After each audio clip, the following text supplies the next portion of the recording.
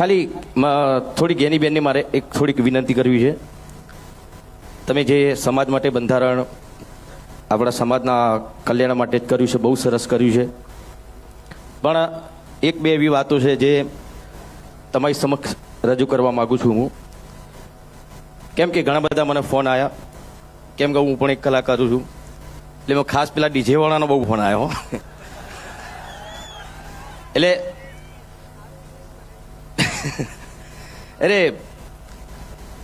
બીજું કશું નહીં, એ લોકોનું પણ શું એમના ઉપર ઘર ચાલતું હોય છે. ઘણા બધા કલાકારો ડીજીમાં જ કામ કરતા હોય છે.